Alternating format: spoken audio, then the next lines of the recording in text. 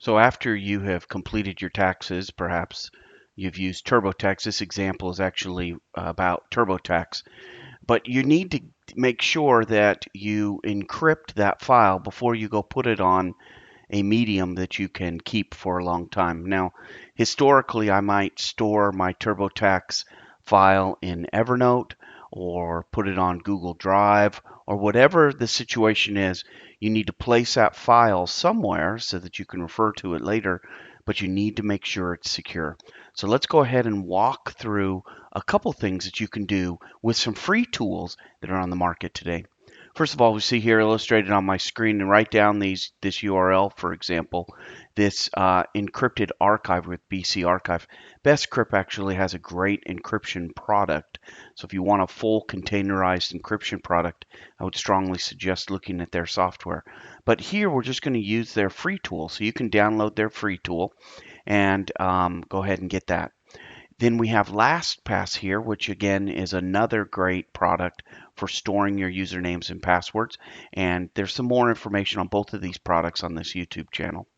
And then here in the third window here, we have what the TurboTax TurboTax uh, forms here that we use that are stored by TurboTax. Notice here, documents, TurboTax. So if you've installed TurboTax this year, this is where those files will be found under your username, documents, and TurboTax.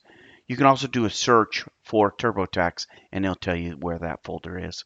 So let's go ahead and get started on the mechanics of encrypting this file.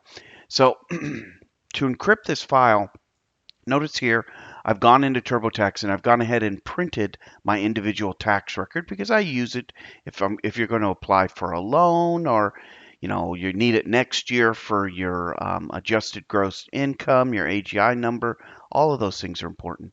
So the first thing we want to do, we've captured it, and now I want to rename this file, and I want to rename this file to a passcode. So I have a series of passcodes that I use inside of LastPass. So I have a file in there for my passcodes because it's encrypted and safe there. And so when I encrypt another file, I have all of the passcodes annotated within LastPass. So then when I encrypt files, I can use multiple passcodes, not have to remember the passcodes because I can look in LastPass and actually get what those passwords are. So this one happens to be P1, a passcode I've labeled P1. Now it's a 30 alphanumeric password that makes no sense to anybody, but could be very helpful in encrypting files. So let's just go ahead. We've renamed the file to P1, and let's go ahead and start with with BC Archive.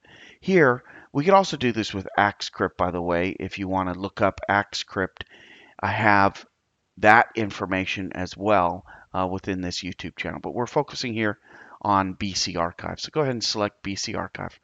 Now what's cool about BC Archive is we can put in our password. So I'm just going to pipe in my password there. But we can also go to the advanced screen and we can select what algorithm we want to use. I happen to like Blowfish 256, but we can use all different types of encryption with different hash types, things of that nature. You see here, it also shows my username and password, and then all of the encryption keys themselves. So let's just go ahead and hit OK. And then here, I'm going to move the mouse within this window. See how I'm moving it around? And I'm going to hit OK. All right. And now, as you can see, this file has been encrypted.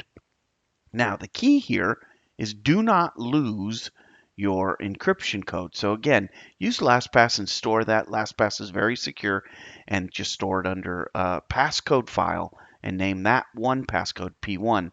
I would strongly suggest that you have multiple of these password files. I have, 25 of them that I use randomly on different files. So if somebody figures out one passcode, they're not getting into all of your public information. Then to reopen this file, I'm just going to double click on it, and it's going to ask me for my passcode. I'm going to put my passcode back in, and then it will go ahead and dump this to a temporary place and then allow me to extract that. All right, and then you see this. Here's the file itself. Okay, so I don't want to do that, so I'm going to keep it encrypted, and then I'm going to store that on Google Drive or Evernote or whatever public forum I want to go to. The next thing I want to do is I want to delete these files here. Why? Because anybody who had access to my machine would know where these files are. Notice here that in TurboTax they use the extension tax 2015. But again, if you just go to your search engine and look for TurboTax, it'll point you to that folder. And then here's probably where yours is as well. Just replace it with your username.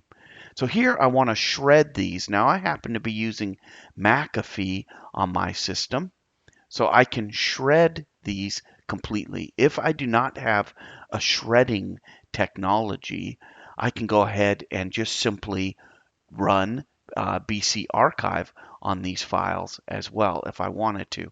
Notice here it is again. I can do multiple files at once and archive them. But I don't have any need for these files. But I guess just in case, might as well just archive them. So let's go ahead, and if I want to shred them, let me just show you that real quick. You just hit shred, and this will permanently delete those files here, and I can hit shred with McAfee. Or I can just do a right click again, and I'm going to encrypt these files again, but I need to rename them to J1. So let's go ahead and do this, encrypt them, and then here I'm going to put in, instead where I did before, here I'm just going to put in the extension here, J1, excuse me, the header, so that I know what encryption key I used.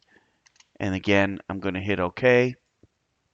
I'm going to move my mouse around in this box. I'm going to hit OK again. All right, and now you see here that this file has been saved for me. Now I'm going to go back and shred these files. I'm going to do a right click and say shred. I'm going to hit shred, and notice here that it completely shreds those files. So you will not be able to restore those files once you've shred them. And that's about all there is to know about taking care of your tax forms. Once you've completed your taxes, secure that information. There is a lot of sensitive information about you and your loved ones in your tax form file. And just remember, there are other people that can have access to your machine. So go ahead and encrypt that information, and you should be good to go.